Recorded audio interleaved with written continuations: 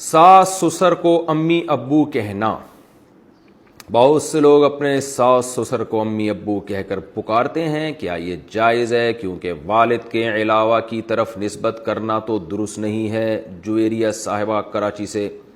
جائز ہے بھائی، ساس سسر کو تعظیم سے ابو امی ہی کہنا چاہیے، کیونکہ آپ کے شوہر کے ابو اور آپ کے شوہر کی امی تو ان کو بے ادبی محسوس ہوتی ہے کہ جو لقب ہمیں اس گھر میں ملا ہوا ہے ہماری اولادوں کی طرف سے، ہمیں اب کچھ اور نام سے پکارا جا رہا ہے. یہ ان کو ایک قسم کی اپنی توہین محسوس ہوتی ہے. تو آپ کے میاں اپنی امی کو امی کہہ رہے ہیں، اپنے ابو کو ابو کہہ رہے ہیں، تو آپ ان کے گھر میں رہ کر یہی کہیں کہ امی ابو. رہا یہ مسئلہ کہ وہ جو ہے کیا نام، اولاد اور بہو جو ہے نا، داماد اور بہو یہ اولادوں میں ہی داخل ہیں. یہ جو قرآن مجید میں اللہ تعالیٰ کے ارشاد ہے نا، ندعو ابناءنا و ابناءکم.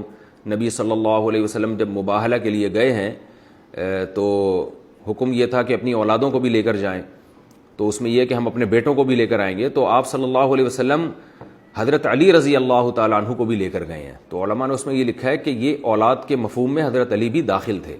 داماد بھی اولاد ہی کی طرح ہوتا ہے، اسی طرح بہو بھی اولاد کی طرح ہوتی ہے. تو داماد کو چاہیے کہ وہ اپنی بیوی کے والدین کو وہی کچھ کہا کرے، وہی لقب دیا کرے جو اس کی بیوی دیتی ہے.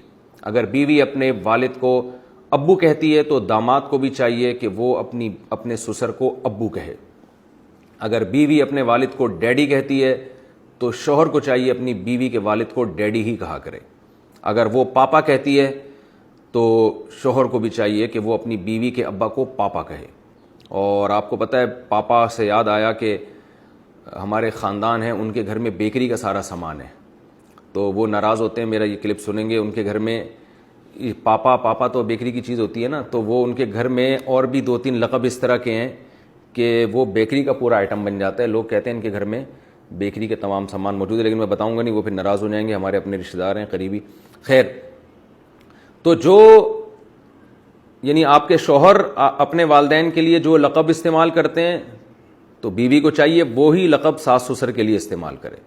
اور اسی طرح معاملہ یہاں بھی ہے کہ بیوی اپنے والدین کو جو گناہ ہے، میں چونکہ بہت نکاح پڑھاتا رہتا ہوں تو اس میں کئی بار ایسا ہوتا ہے کہ لڑکی کے جو اصل والد ہیں ان کا نام نہیں ہوتا، بلکہ بچی کو بچپن میں جس نے لے کے پالا ہوتا ہے اس کا نام ڈالا ہوتا ہے. یہ بہت بڑا جرم ہے. سورہ احزاب میں قرآن نے اس سے صاف طور پہ منع کیا ہے. آپ صلی اللہ علیہ وسلم کو زید ابن حارثہ سے کس قدر محبت تھی، لے پالک تھے، آپ کے انتہائی چہیتے تھے، مگر قرآن نے آپ صلی اللہ علیہ وسلم کو منع کیا کہ ان کو زید ابن محمد کہنے کی اجازت نہیں ہے، بلکہ یہ زید ابن حارثہ ہی کہلائیں گے. ولدیت میں آپ صلی اللہ علیہ وسلم اپنا نام نہیں ڈال سکتے.